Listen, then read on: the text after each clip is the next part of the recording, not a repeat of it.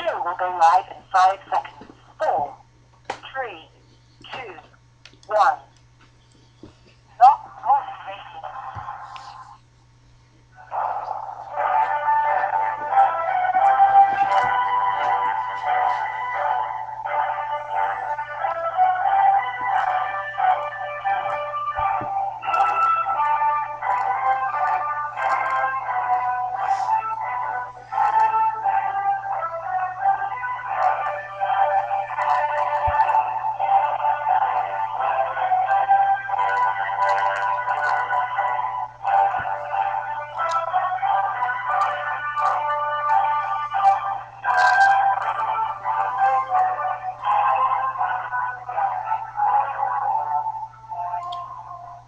Boa noite, meus amigos. Estamos aqui de volta.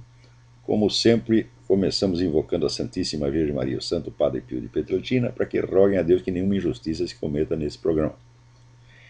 Queria lembrar aqui, novamente a vocês, que estão abertas no Colégio São Bento as matrículas para uma sessão especial do colégio dedicada a restaurar a educação católica no Brasil.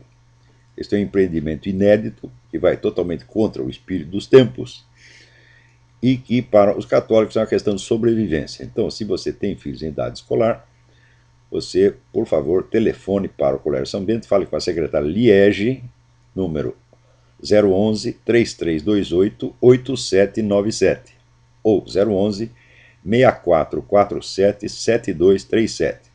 Agora, se você não quiser fazer isso, você pode inscrever também o seu filho no ensino público, onde ele será ensinado a chupar pica, dar o cu e outras atividades pedagogicamente relevantes, essenciais para o progresso da ciência. Então aqui me informam, aqui o Alex Álvares me manda um negócio, uma informação essencial aqui, ó. O grande parlamentar brasileiro Tiririca foi diplomado, né?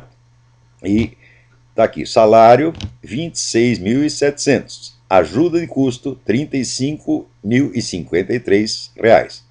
Auxílio moradia, R$ 3.000. Auxílio gabinete, R$ 60.000. Despesa médica pessoal e familiar ilimitada e internacional, com livre escolha de médicos e clínicas. Telefone celular, ilimitado, despesas ilimitadas. Mais um bônus anual de R$ 53.400. Passagens e estadia, primeira classe executiva sempre ilimitado. E para reuniões do exterior, ele tem direito a custeio total de viagem e hospedagem para pelo menos 2 congressos, simpósios, etc, etc. Né? Custo médio mensal, R$ 250.000. Puta que o pariu! Né? De onde sai esse dinheiro? Sai do bolso de quem votou no Tiririca e de quem não votou também. Quer dizer, o preço da piada cara é essa, porra. Né? Você pensa que votando Tiririca está gozando da cara de quem? Da sua própria. Né? Agora, para não pensar que é só no Brasil que tem maluco, você vê aqui. Na Inglaterra, né, o súdito de Sua Majestade, o senhor Ian Morris, de 41 anos, ele tinha sido condenado à prisão por tráfico de drogas.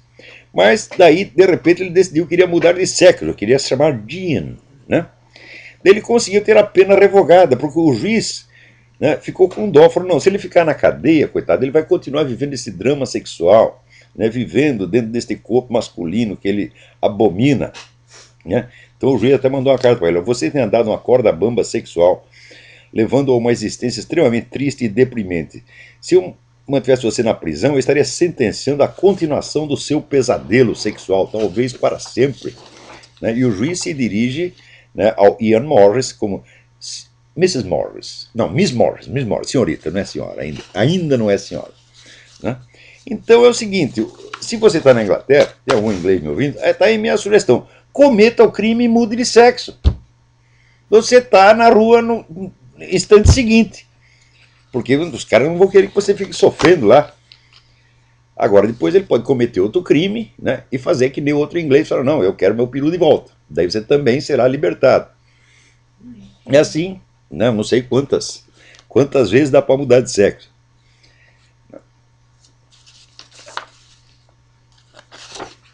Agora, também aqui no Brasil está circulando, né, um abaixo-assinado em favor da aprovação do kit anti-homofobia. O kit anti-homofobia é aquele que passa para as crianças, né, peru, lubrificante, todo, material didático da mais extrema importância. Vocês não entendem como é importante as crianças aprender isso, né? Brincar já com piruzinho de borracha desde pequenininho, né? Depois vão passar a brincar com o peru do professor, né? Mas isso é uma segunda etapa no progresso do entendimento, né?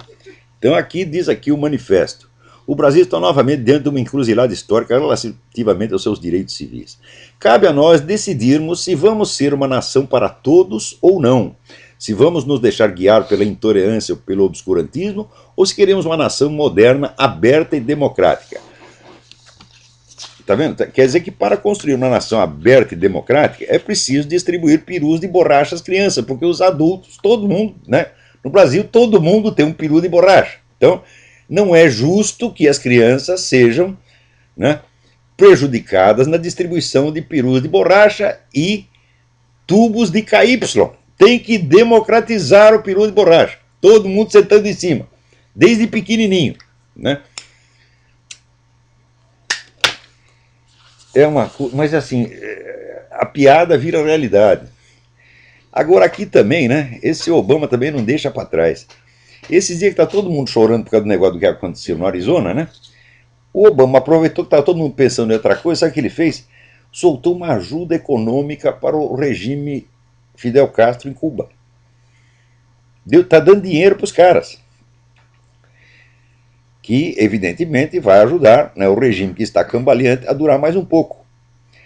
Todo mundo sabe que esse negócio da viagem para Cuba, que esse governo também liberou, elas só servem, sobretudo, para o governo cubano recrutar americanos como agentes de influência, treiná-los em táticas de guerrilha, né, e colocá-los em contato com o terrorismo internacional. Quer dizer, o governo facilitou essas atividades do governo cubano nos Estados Unidos.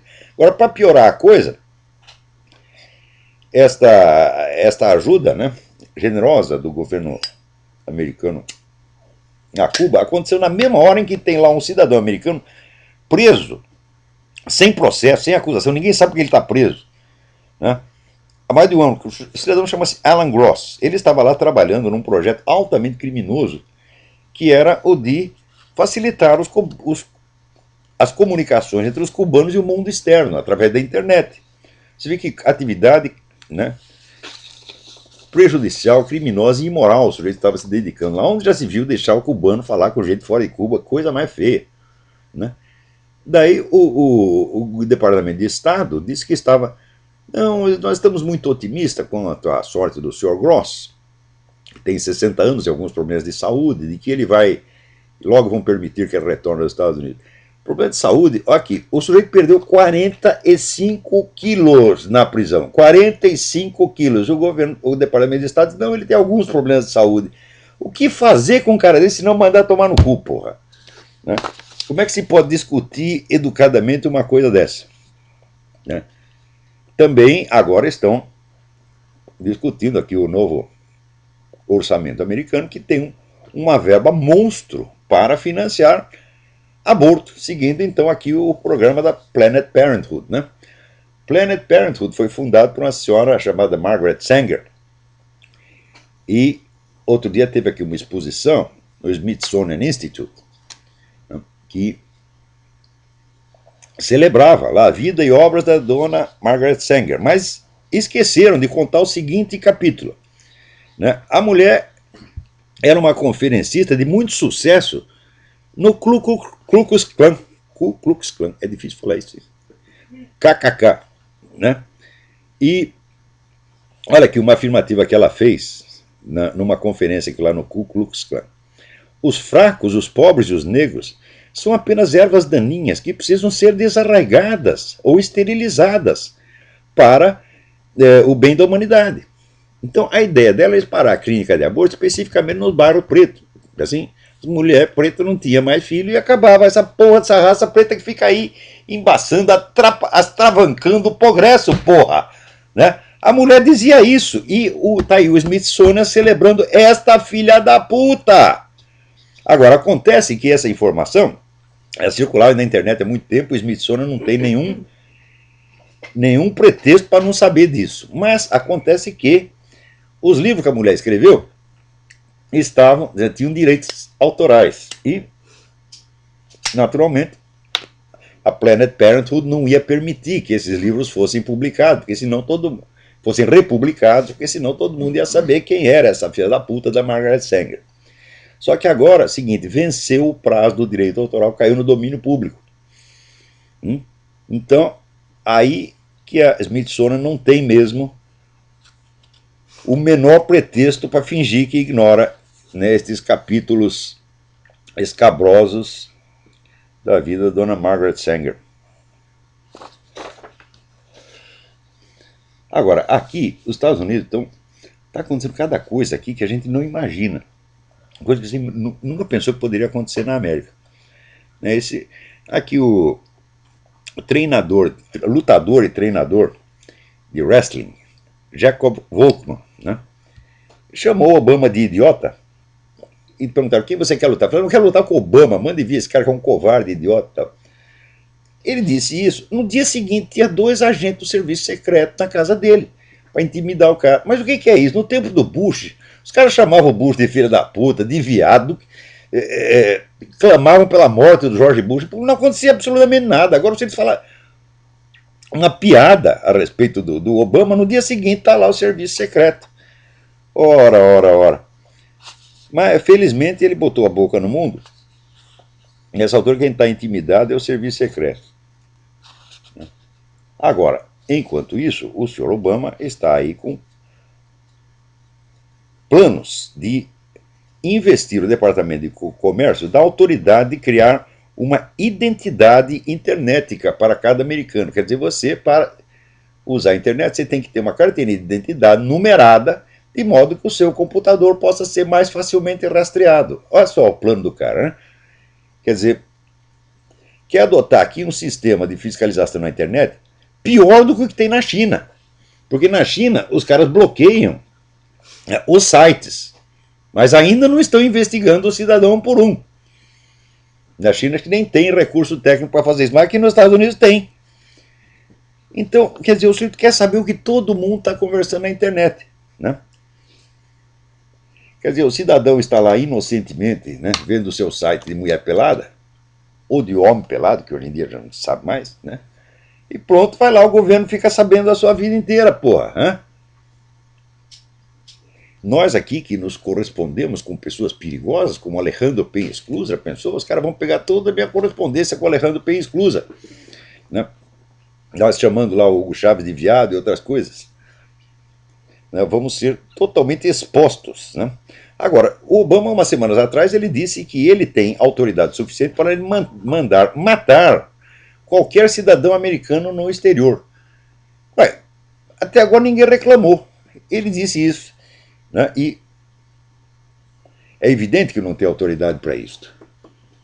Mas ele se arroga isso, de maneira que o homem está ficando realmente louco. Quer dizer, a quantidade de poder que ele quer é um negocinho não só ilimitado, como inimaginável. Ele quer saber o que está todo mundo conversando em casa, o que os americanos no exterior estão fazendo, e se encher muito saco, ele manda matar. Agora, o episódio mais impressionante da semana é essa história de... Começou com Paul Krugman, no New York Times, né, dizendo que o tiroteio no Arizona aconteceu porque o pessoal da direita, os conservadores como Sarah Palin, ficam instilando ódio nas pessoas, né? Único exemplo de discurso de ódio que ele citou foi um discurso que não era da Sarah Palin, da Michelle Bachmann, em que ela dizia o seguinte, que contra o Obamacare, que é o sistema de saúde do Obama, nós temos que ser armados e perigosos. Alusão, uma piada, né? Alusão ao título de um filme, né? Fulaninha armada e perigosa. O Paul Krugman diz que isto é um apelo ao homicídio, um apelo ao genocídio. Quer dizer que é para matar todos os democratas. Quer dizer, o sujeito está forçando a interpretação até o limite do psicótico. E, baseado nesse raciocínio, então, foi a Sarah Palin que incentivou o assassinato. Quer dizer, o fato de que o assassino fosse um sujeito de esquerda, né, cuja leitura predileta é o Manifesto Comunista, e de que tenha sido educado numa escola que foi inteiramente orientada por Barack Obama e Michael Ayers, seu colega terrorista, isso aí não é importante. Agora, importante é tentar criar uma relação totalmente artificial, longínqua, remota, impossível, né, entre discurso da Sarah Palin e o homicídio que o sujeito praticou lá.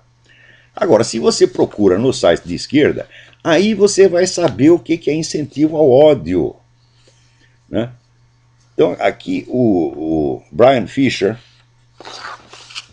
num artigo recém-publicado, no One News Now, dá uma lista de 2 páginas de frases que ele colheu nesses sites de esquerda a respeito de Sarah Palin.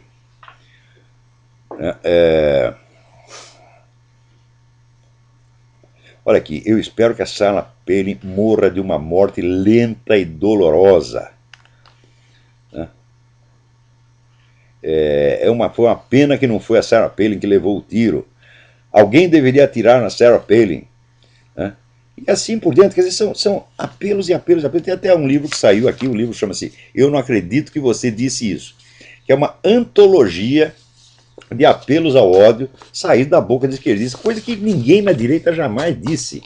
Uma vez aqui, um cara na direita, que é o Pat Robertson, que o Pat Robertson é um excêntrico, evidentemente, não é um tipo, não é um típico, né? O Pat Robertson disse que alguém deveria dar um tiro no Hugo Chávez. Daí todo mundo no país estrelou e ele pediu desculpas. Isso foi o máximo de apelo à violência que saiu da boca de algum direitista, que aliás é o direitista mais atípico que pode existir. Agora, o Cliff Kincaid, na página dele, Accuracy in Media, ele tem uma sessão de atualização semanal dos apelos de ódio saídos da boca de esquerdista. De modo que esse mesmo pessoal que incentiva os outros ao homicídio, né, quando eles querem matar alguém, eles fazem tantos apelos à matança do sujeito que a imagem do camarada fica cercada de violência. Então dá a impressão que a violência saiu dele. Ou seja, você adquire fama de ser odiento, não porque você odeia alguém, mas porque muita gente odeia você. Então, isso é uma técnica muito filha da puta, né? Baseada no negócio do conselho do Talleyrand. Caluniem, que alguma coisa sempre vai acabar pegando, sempre vai acabar grudando.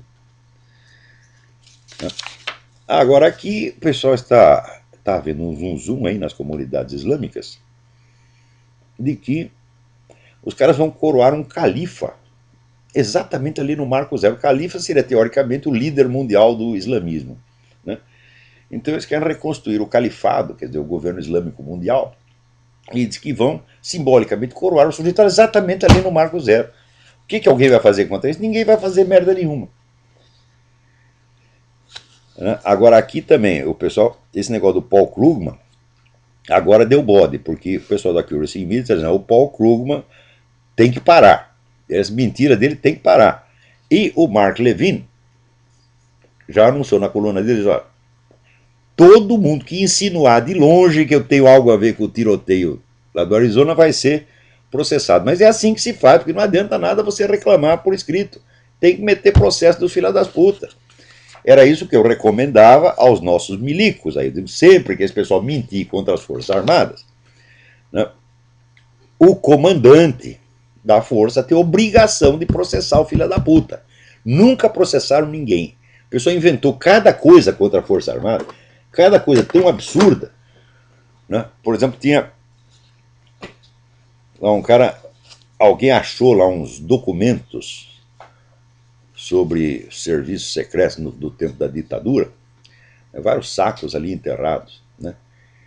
E o sujeito que desenterrou disse que não, naquele tempo eu era soldado e o meu comandante mandou tocar fogo nesses documentos que comprometiam as Forças Armadas. Mandou tocar fogo, mas não deu tempo de tocar fogo, então o que eu fiz? Enterrei. O sujeito diz isso, meu Deus do céu. Quanto tempo leva para você atear fogo numa pilha de papel? Né? 10 segundos. Quanto tempo leva para você cavar um buraco? Quer dizer, não deu tempo de acender um fósforo, então ele simplesmente, né, fez lá um buraco de 3 metros por 2 e enterrou o documento. Os caras diziam coisas desse tipo, e o comandante do exército, o que fazia? Soltar uma nota oficial, dizendo, é mentira, né? Lamentamos que essas mentiras circulam. Mas não é assim que se faz, pô.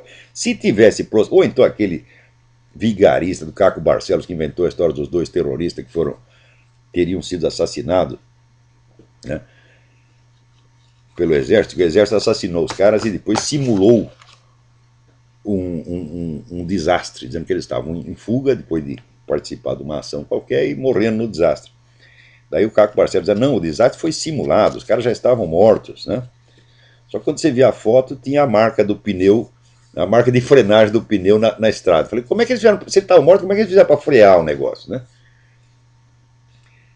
Também tinha na memória do Jacó Gorender, apareciam os dois caras, 2 dias depois da alegada data da morte, participando de um assalto a banco. Né? E tinha várias coisas que mostraram que a coisa era fisicamente impossível. Publiquei isso no Globo. O que fez o comandante do exército? Nada, absolutamente nada. E garanto que se Caco Barcelos aparecer lá, vai ser tratado a pão de ló. Agora, já eu não. Né? Vai passar putada toda, devia sendo convidado para falar na Escola Superior de Guerra. Eu jamais, porque tem um terror, pânico. Né?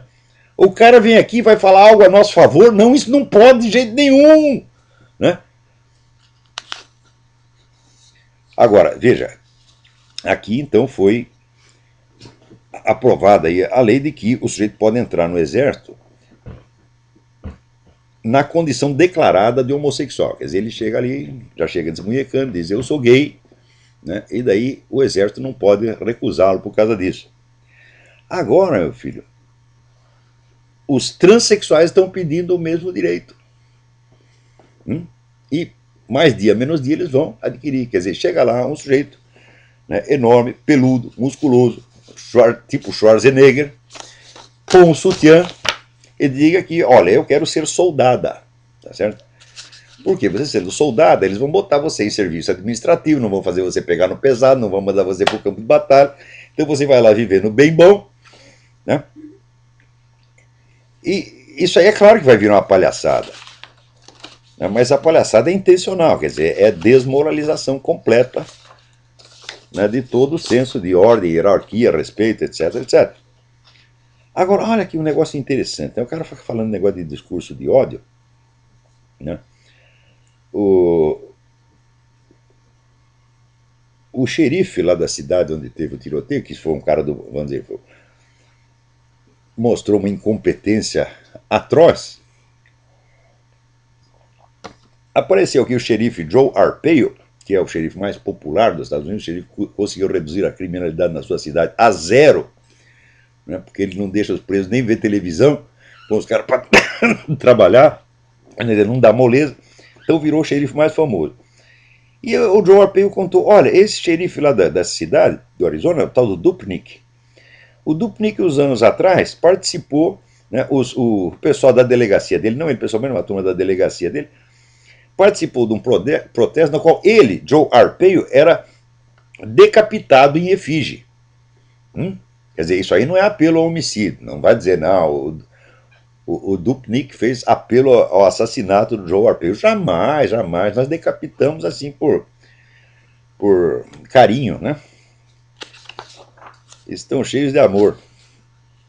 Agora, aqui também fizeram uma pesquisa essa semana, porque a turma tão logo, cada tiroteio que tem, aparece alguém dizendo, não, nós temos que tirar as armas da população, controlar as armas, etc, etc. Fizeram uma enquete e só 20% das pessoas aprovaram a ideia de que o maior controle das armas diminuiria a possibilidade de acontecimentos como esse. Falou, quem quer matar, não precisa... não precisa ter direito às armas. Ele obtém a arma sem direito nenhum. Que direito tem esses traficantes todos no Brasil de ter arma? Nenhum, e no entanto eles têm as armas. Eles não querem o direito à arma, eles querem a arma, tá entendendo?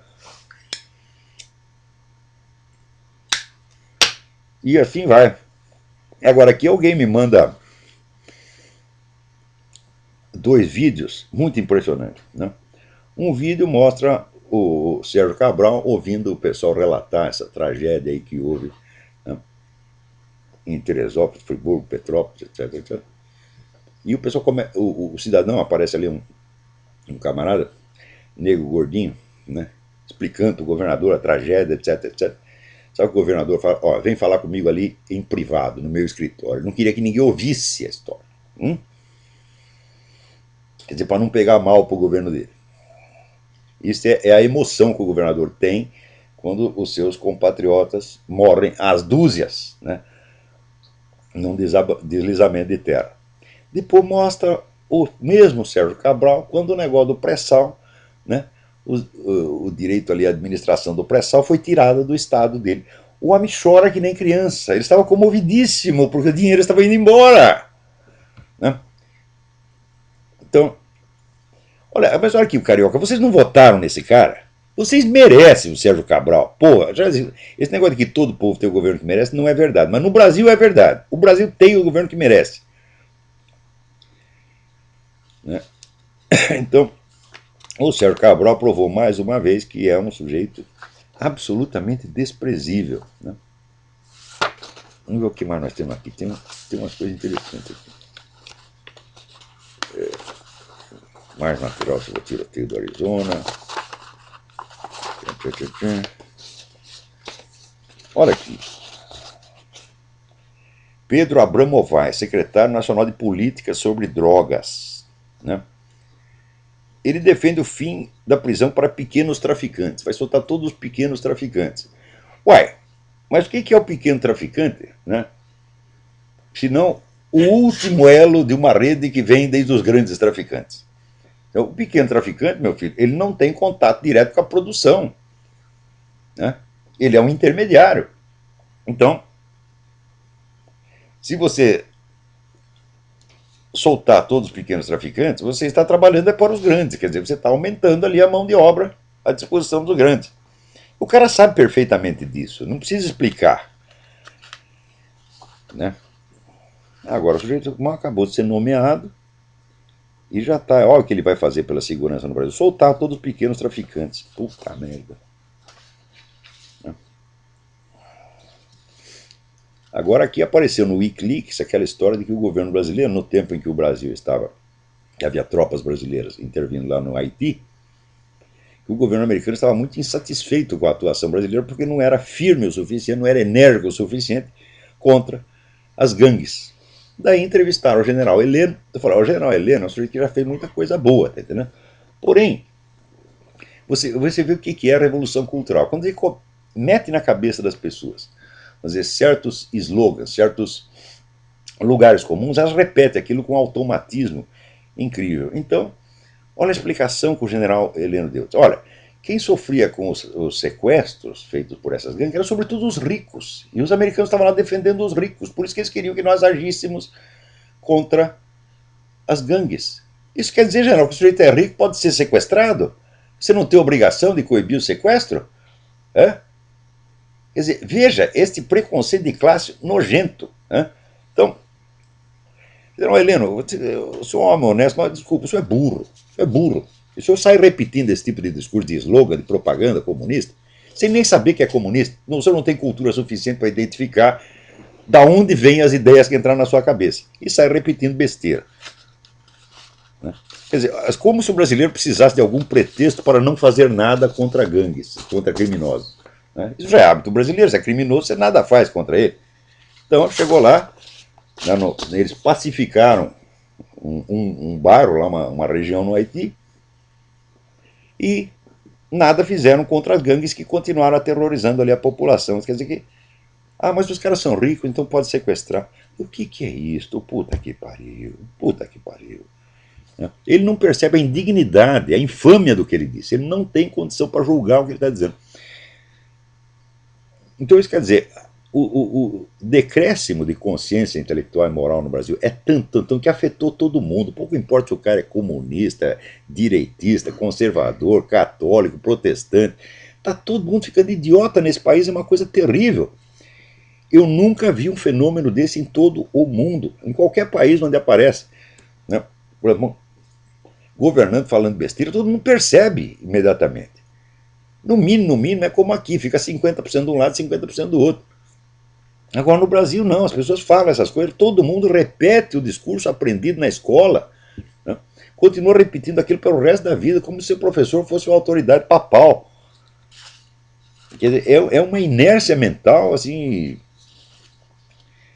onde toda a sua atividade intelectual se reduz ao automatismo, né?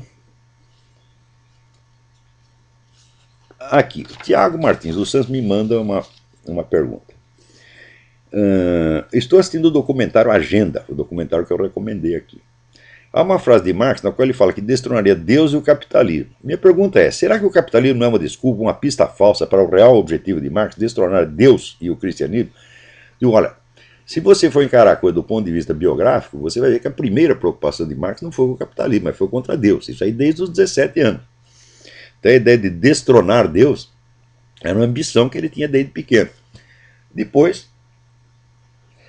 é que ele achou que a cultura cristã era uma superestrutura e que embaixo dela tinha o capitalismo. Então, para quebrar a autoridade de Deus no mundo, precisava primeiro destruir o capitalismo. Mas destruir o capitalismo, de fato, é um meio. A finalidade última é instituir o que o Antônio Gramsci depois chamaria a completa terrestrialização do pensamento. Quer dizer, você fechar a humanidade numa redoma onde ela não pode conceber nada além da existência terrestre. Então o objetivo é realmente esse, quer dizer, depois, no livro do pastor Richard Wurmbrand, ele nota que na prisão em que ele ficou, pelo menos, e depois ele confirmou, isso acontecia também em outras prisões, ele foi preso na Romênia, toda a lavagem cerebral que os caras sofriam na prisão não era contra o capitalismo, mas contra a religião. Então ele começou a desconfiar, falou, pô, esse negócio de capitalismo parece que é um pretexto, eles estão mais interessados em tornar o sujeito ateu do que torná-lo anticapitalista. Eles têm mania de religião. É tanto que eles torturavam, de preferência, os sacerdotes, o cara padre, pastor, rabino. Ah, você chegou lá, você era o primeiro a ser torturado. E Jarada fazia a seguinte sacanagem, você pegava, por exemplo, um padre, né, e amarrava um rabino na cadeia. E começava a arrancar os dentes do rabino. Falava, se você não abjurar da sua religião, nós vamos arrancar todos os dentes do rabino até o fim. Ou então fazia o contrário, pegava o rabino e amarrava o padre, né? Então o sujeito acabava abjurando, pelo menos da boca para fora, para não ter que ser cúmplice, né, naquela maldade que estava sendo infligida a outro. Então ele viu que aquele pessoal das prisões tinha obsessão com extirpar a fé religiosa do coração das pessoas, muito mais do que jogar contra o capitalismo. Daí que ele começou a investigar o negócio que terminou no livro Marx e Satã, que é um livro de leitura absolutamente essencial, onde ele mostra ali os escritos de juventude de Karl Marx, que não tinham sido publicados, que estavam lá guardados no arquivo Marx Engels de Moscou, onde fica claro que Marx participou de rituais satânicos na juventude. E não só na juventude, porque a empregada dele, Helene Demuth, aquela mesma que ele comia e teve um filho com ela,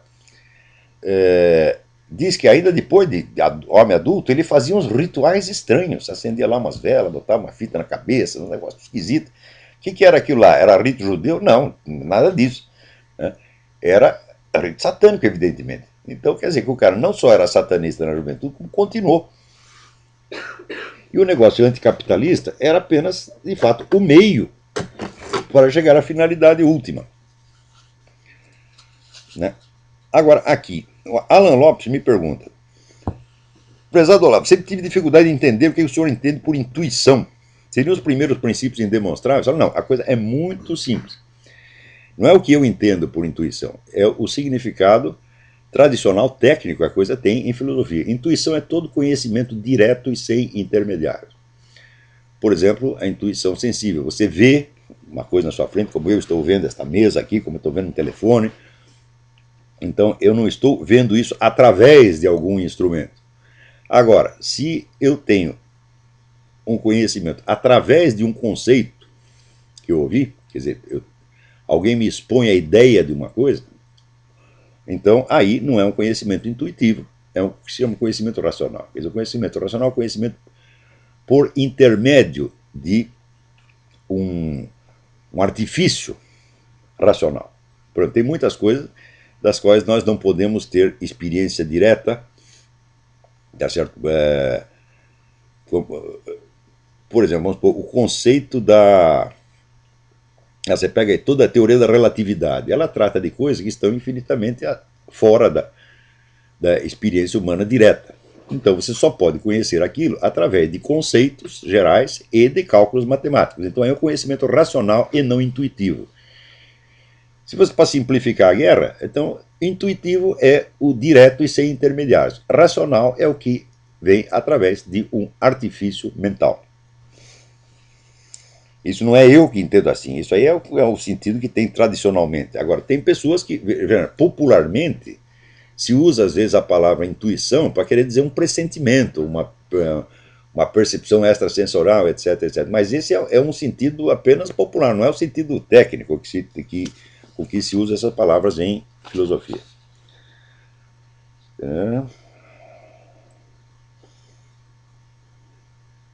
Aqui, o Roberto Bernardo. Ele é professor de jiu-jitsu. O Brasil tem jeito? Pergunta ele. Ou só vai piorar as coisas? Eu acho que vai piorar muito. Por quê? Esse pessoal que está no poder, eles conseguiram desmantelar qualquer possibilidade de oposição séria. Eles só têm oposição biônica. Então eles controlaram tudo. Então, o Brasil tinha jeito 10 ou 15 anos atrás. Agora não acredito que tenha mais jeito, não. Agora vai seguir o seu destino petista até o amargo fim, a não ser que fatores internacionais intervenham, porque, veja, o sucesso do governo Lula se deve inteiramente ao seguinte fato: você tem grandes banqueiros internacionais que estão interessados em criar um governo mundial. Para criar um governo mundial, você tem que quebrar a soberania americana. Para quebrar a soberania americana, você tem que quebrar a economia americana. Então eles estão fazendo tudo o que podem para quebrar a economia americana, e foi para isso que elegeram o Obama. Enquanto isso, eles diziam, bom, onde nós vamos botar nosso dinheiro de modo que nós mesmos não percamos com a destruição que estamos fazendo? E escolheram o Brasil, porra! Então o Brasil virou uma espécie de cofre forte, onde os demolidores da economia americana se resguardam dos efeitos de suas próprias ações. Então choveu investimento internacional no Brasil e, é claro, o padrão de vida das pessoas melhorou. Então, pode ser que amanhã esse pessoal decida, vamos tirar nosso dinheiro do Brasil e botar na Zâmbia. Daí afunda tudo, daí acaba o sucesso petista. Mas, você pode perguntar assim, bom, e se a economia for para o brejo? Vai haver uma rebelião, um golpe de Estado, ou o pessoal não vai votar mais no PT, etc. Eu digo, depende. Porque no Brasil está sendo construído gradativamente, muito cuidadosamente, vamos dizer, um sistema de poder ditatorial informal que é muito eficiente. Está mais do que provado, vamos dizer, que crises econômicas e misérias derrubam governos democráticos, mas não derrubam ditaduras. Então, se uma crise econômica causada por fatores internacionais pode ou não determinar uma mudança de rumo das coisas do Brasil, depende da velocidade com que o atual sistema consiga se consolidar como ditadura, como sistema totalitário. Se a construção da ditadura ainda estiver atrasada e tiver um resíduo democrático no Brasil, então é possível que uma violenta crise econômica desperte, não dizer, uma revolta geral contra o governo, e o pessoal ou pare de votar no PT, ou faça uma revolução, um golpe de Estado, qualquer coisa, daí muda isso assim. Mas se a ditadura estiver consolidada, meu filho, quanto mais miséria, melhor. Você vê, o Hugo Chávez, na Venezuela, ele se torna tanto mais poderoso quanto mais a economia do país vai para o brejo. Porque pobre não faz revolução, pobre não dá golpe de Estado, porra. Né? Você vê, Napoleão já dizia, para fazer uma guerra precisa de 3 condições. Primeira, dinheiro. Segunda, dinheiro. Terceira, dinheiro. Uma revolução sai mais caro ainda, porra. Então, um bando de esfomeados não tem a mais mínima condição de fazer a revolução. Essa ideia de que, olha, quantas vezes eu conversando no Brasil com empresário, com até gente de comando militar, até gente de serviço de inteligência, todos eles achavam assim, não, mas se a situação econômica piorar, né? Daí eles caem e falam, caem coisíssima nenhuma, quanto pior, melhor, porra. Né? Agora, se tiver, por exemplo, vamos ver, uma crise econômica aqui nos Estados Unidos, como teve, né? Então a popularidade do Obama baixou de 80% para 25%, então aí é grave. Né? Demorou 2 anos para o pessoal se tocar, mas se tocou. Na primeira eleição parlamentar que teve, o Obama ainda levou vantagem. Na segunda ele já se ferrou, perdeu o controle da Câmara dos Deputados. Quer dizer, eles estavam dominando tudo, dominava a presidência, a Câmara dos Deputados e a Corte Suprema. Né? É uma situação que nos Estados Unidos foi considerada, imediatamente considerada alarmante, porque aqui o certo é, vou dizer, o bipartidarismo, quer dizer, todo, o poder é dividido. Né? Então, imediatamente a reação do eleitorado apareceu. O pessoal começou a votar nos republicanos. Às vezes não é porque gosta do republicano, é porque o Obama está fazendo tanta cagada que o pessoal fala, bom, vamos votar no outro lado para evitar que o homem se torne poderoso demais. Mas isso acontece aqui, isso acontece na Inglaterra, né, como quando os trabalhistas perderam a eleição. Porque quando começa a doer no bolso, o pessoal vota no outro partido. Mas numa ditadura, meu filho, né, quanto mais pobre está o povo, quanto mais desarmado está o povo, melhor para o ditador. O Hugo Chávez se sente tanto mais seguro, quanto menos comida tem no prato dos venezuelanos, pô. Né?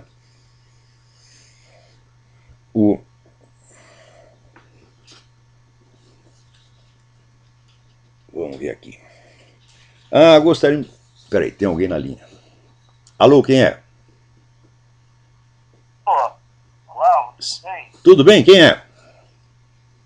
É Charles, eu sou doutorando aqui na França, na Universidade de Berlim, na França. Muito bem. Eu queria comentar, vocês falando sobre essa questão de diferença, e é Charles. Sim, diga. Então, o que acontece? A gente, eu outro dia estava explicando para o aluno no Brasil, aqui na internet, que a gente pensa que o Brasil está bem, e a gente não vai para os números, né? Para você ter uma ideia, o CNRS, que é o Centro de Pesquisa da França, tem um orçamento de 7,7 bilhões de equivalente a reais para 11.600 pesquisadores. O Brasil vai ter agora, a CAPES vai ter 3 bilhões em 2011 para 70 mil pesquisadores. O negócio tá brabo, é. Pois é, então, ou seja, o Brasil gasta 42 mil por pesquisador, enquanto que a França gasta 600 mil anuais por pesquisador. Então, isso para você ver como é que é a nossa pesquisa no Brasil.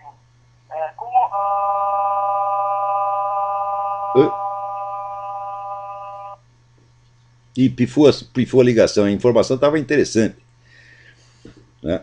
Então você vê que a verba de pesquisa no Brasil continua muito restrita, então é disputada a tapa e o sujeito, para conseguir a sua verbinha, precisa puxar muito saco. Né? Quer dizer, o acesso a verbas de pesquisa, isso aí é como, né, na Universidade Austríaca tinha a piada de que para você subir na profissão tinha 3 vias, que eles diziam em latim, per os, per annum, per vaginam. Né? Quer dizer, tinha via oral, anal e vaginal. Então, para essas verbas de pesquisa também tem 3 vias, oral, anal e vaginal. Então, agora, falando nisso, vamos dizer, este sucesso do Brasil, ele é alimentado artificialmente pelos próprios investidores. O sujeito está colocando o dinheiro dele no Brasil, ele quer que mais gente coloque. Quanto mais dinheiro for para lá, mais dinheiro cada um vai ganhar. Então você pega esses boletins de investidores, todos dizem a mesma coisa, invista no Brasil, aquilo é uma maravilha. Assim, é um negócio avassalador. Né? Só que antes mesmo, isso aí é tipo da... Você sabe que esses conselhos de investimento são profecias autorrealizáveis. Você diz, invista lá, nós vamos ganhar um montão de dinheiro. Se as pessoas acreditarem, você vai ganhar realmente um montão de dinheiro. Se não acreditarem, não sai dinheiro nenhum. Então, a campanha pelo investimento no Brasil foi uma coisa avassaladora aqui. Então, foi um sucesso aparente, alimentado de fora e sustentado ao mesmo tempo pela mídia, que é da propriedade dos mesmos banqueiros internacionais, dos mesmos investidores. Então, nós vamos colocar nosso dinheiro no Brasil, então o Brasil protege nosso dinheiro e nós temos que proteger o Brasil. Foi essa a razão do sucesso do Lula. Quer dizer, qual é a contribuição do Lula para isso? Nada, o Lula não fez nada. Os meninos do Lula não fizeram nada, não foram eles que conseguiram isso. Isso é uma decisão internacional. A história do Brasil sempre se escreveu desde o exterior. O Brasil é uma vítima inerme da história internacional. E vítima, às vezes, beneficiária também. Não foi só isso que aconteceu. Peraí, tem mais alguém aí? Alô? Bom, professor, é Rony Cardoso, tudo bom? Rony, tudo bem? Professor, eu estou com uma dúvida, não tem muito a ver com o que o senhor está falando neste momento. Se eu puder esclarecer ao longo do programa, estaria grato. Na leitura dos seus livros, o senhor recorre ao conceito de eviternidade. Sim. Explicar algumas coisas. E eu acho que eu não entendi muito bem onde pode ocorrer isso. Eu acho que eu não consegui captar o conceito de eviternidade se eu puder. Não, mas é muito simples. A definição de eternidade, a definição técnica, foi dada já há muito tempo pelo filósofo Boécio. Ele diz: a eternidade é a posse plena e instantânea de todos os seus momentos. Então quer dizer que a eternidade é aquilo que paira acima do tempo imutavelmente. Perenidade quer dizer sempre duração sem limite. Perenidade é um tipo de tempo. Então, por exemplo, você, quando você morrer, quando seu corpo acabar, você vai ter uma duração ilimitada, você continua vivendo, mas acontece que você não é eterno. Por quê? Porque você foi criado. Você não é superior ao tempo. Quer dizer, quando a igreja nos promete a vida eterna, como dizer, uma figura de linguagem. Eterno é Deus. Nós nos tornamos apenas perenes, porque nós não retroagimos no tempo. Nós não estamos presentes no passado anterior ao nosso nascimento. Nós temos um começo.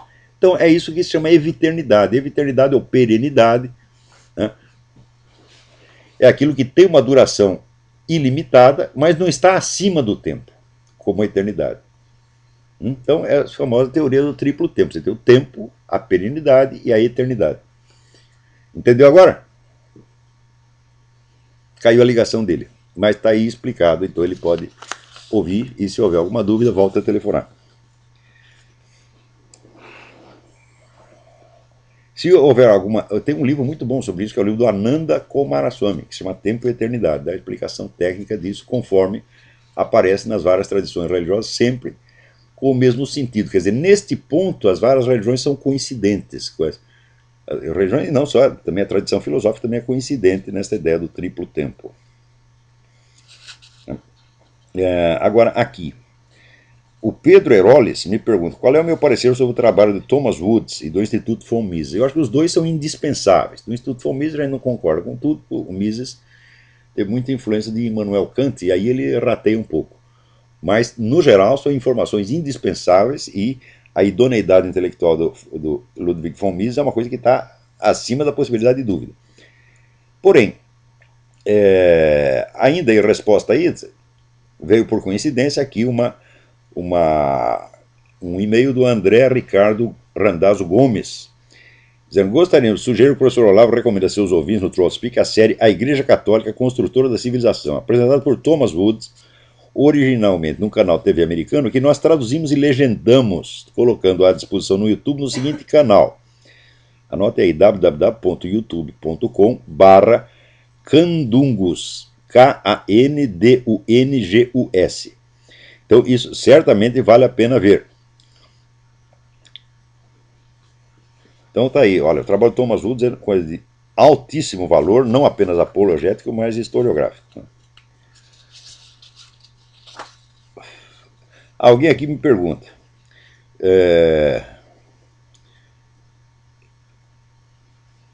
por que o pessoal cristão não pode consultar astrólogos nem magos? Ouvi dizer de um cristão que a astrologia até tinha fundamento, mas que depois da queda o diabo passou a interferir. Bom, mas no que o diabo não interfere? No Vaticano ele interfere um bocado, né? Então é o seguinte, se você quer estudar essas coisas de um ponto de vista que não fira a tradição católica, você começa por ler os capítulos sobre astrologia na Suma contra os Gentios de Santo Tomás de Aquino. Está lá feita todas as distinções, tá certo? E essa questão astrológica eu acho uma questão da mais alta importância, tá certo? Infelizmente, é uma questão que não teve um tratamento adequado. O pessoal pergunta, a astrologia é uma ciência ou uma pseudociência? Eu falo, não é nem uma coisa nem outra. A astrologia é um problema científico que nós não sabemos como resolver. Por quê? Estudos estatísticos, o mais completo que foi feito por um cidadão chamado Michel Gauquelin, na França, mostrou que existe alguma correlação, que não é exatamente o que os astrólogos costumam apontar, entre as posições planetárias e as escolhas de profissão. Quer dizer, grupos profissionais definidos correspondem a certas posições planetárias definidas. Estatisticamente, isso foi feito até com 50 milhões de horóscopos de nascimento. Então, existe algo aí que precisa ser elucidado. Quer dizer, talvez os astrólogos ouviram o galo cantar, mas não sabem aonde. Mas, em todo caso, se você não tiver meios não astrológicos de averiguar isto, então não adianta discutir astrologia. O problema não é saber se a astrologia funciona. O problema é saber se, primeiro, se esta correlação entre posições planetárias e acontecimentos terrestres existe ou não existe. Depois de você elucidar isso, você precisa saber, daí sim você pode investigar a astrologia. Mas o debate sobre o assunto sempre confunde duas coisas. Confunde, primeiro, a existência ou inexistência do fenômeno com a prática da astrologia. Eu digo, uma coisa não tem nada a ver com a outra. Então, eu escrevi muita coisa sobre isso, mas foi inútil. Acho que ninguém quer encarar o assunto a sério, justamente porque sabem que é extremamente importante. Mas se você quer tirar suas dúvidas quanto à viabilidade de um católico estudar essas coisas, então vai lá no Santo Tomás de Aquino, está tudo explicadinho lá.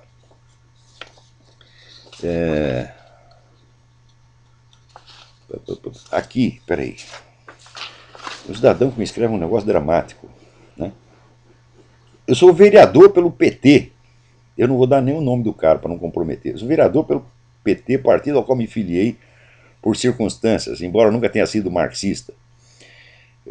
Sou também radialista, essa profissão me ensinou muitas coisas. O que me preocupa é que eu comecei a perceber as enormes diferenças entre minhas convicções cristãs e o PT. Digo, mas o PT foi feito para enganar cristão, meu Deus do céu. O PT foi criado pela teologia da libertação, que é o maior pseudo-catolicismo que já existiu, que é um bando de comunista que estão lá obedecendo, realizando o plano que Antônio Gramsci definia assim: não atacar a Igreja Católica, mas usá-la como instrumento, esvaziá-la do seu conteúdo espiritual e usá-la como megafone para os nossos projetos. A teologia da libertação foi feita para isto, porra. Você acha que algum teólogo da libertação é católico, é cristão? Mas nem no sentido mais remoto da palavra. São comunistas mesmo. E quem fundou o PT? Foi a teologia da libertação, foi Frei Beto e outros. Então, foi feito para enganar católico e está enganando. Você é só mais um. Católico, protestante, você é só mais um que cai no engodo. São milhares. Né? E o pessoal cai por quê? Porque não estudou a história do movimento comunista, história da estratégia comunista, e não sabe de nada. Como eu expliquei aqui com relação ao documentário Agenda, na semana passada. Né? Alô, quem é? Tem alguém mais alguém na linha aí? Marcos Ribeirão. Marcos e Ribeirão, tudo bem? Alô? Tudo bem. Ô Lava, tem uma pergunta para o senhor de ordem religiosa. Deixa eu ver aqui. A existência de Deus está diretamente ligada à existência da alma? Ou é possível a existência de um sem o outro? As almas humanas foram criadas a partir de um determinado momento. Você leu, isso está explicado no primeiro capítulo do Gênesis. Deus é eterno e imutável, ele não depende da existência de nada. Se não existisse mais nada, ele ainda continuaria existindo. As almas humanas foram criadas num determinado tempo, e serão extintas no outro tempo. Quer dizer, elas são entidades eminentemente temporais e não eternas. Quer dizer, o círculo inteiro do tempo, né, o transcurso inteiro do tempo, comparado com a eternidade, é um pontinho no infinito. Não há comensurabilidade entre tempo e eternidade. E a existência das almas humanas é apenas uma coisa a mais que aconteceu no tempo. Agora, isso do ponto de vista objetivo. Do ponto de vista subjetivo, isso é do conhecimento, Nós só podemos chegar a conceber algo de Deus a partir do conhecimento da nossa própria alma. Mas isso é diferente. Aristóteles já distinguia entre a ordem do ser e a ordem do conhecer. E dizia as duas coisas são inversas. A ordem de importância dos fatores causais é inversa em relação à ordem com que você as conhece. Quer dizer, que você vai sempre da superfície para o centro, da periferia para o miolo. Então, quer dizer, nós conhecemos Deus a partir da experiência da nossa própria alma, mas não quer dizer que a alma seja importante na ordem dos fatores. Quer dizer, Deus vem infinitamente antes, tanto no sentido temporal quanto no sentido lógico. Mas nós conhecemos Deus através do conhecimento da nossa própria alma. Isso aí o famoso oráculo de Delfos já dizia: conhece a ti mesmo primeiro. Por exemplo, eu duvido que uma pessoa que não tenha tomado seriamente consciência da sua própria imortalidade, né, possa entender alguma coisa do que a Bíblia está dizendo a respeito de Deus. E o Miguel do Unamuno já perguntava assim: se não tivesse alma imortal, para que eu ia precisar de Deus? Para eu morrer e parar de existir, não precisa de Deus nenhum. Mas isso se refere à ordem do conhecer, como dizia Aristóteles. Espera aí, não entendi. Não entendi.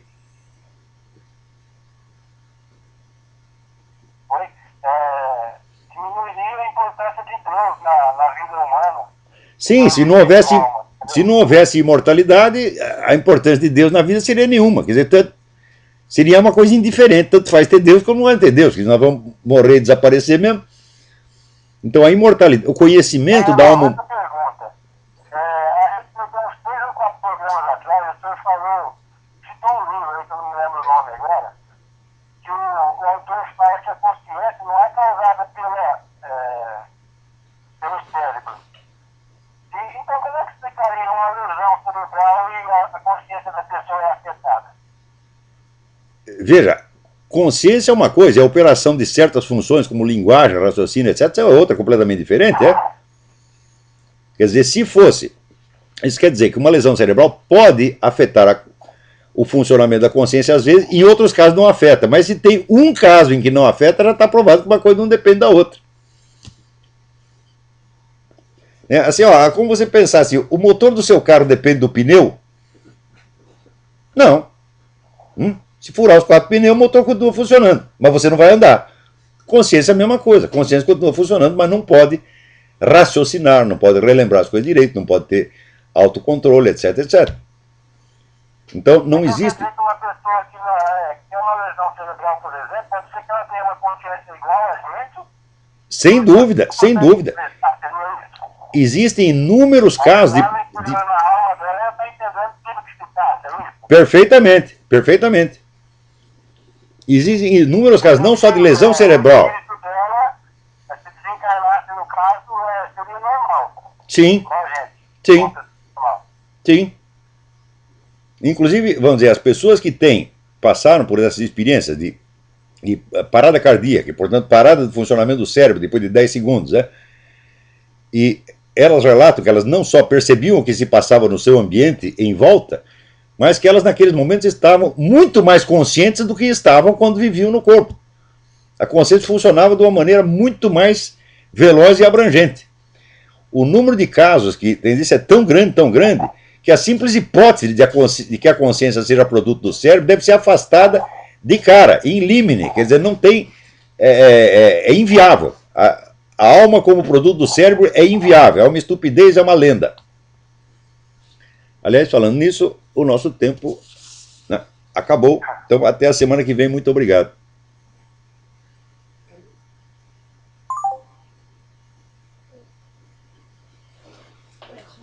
Aqui a gravação.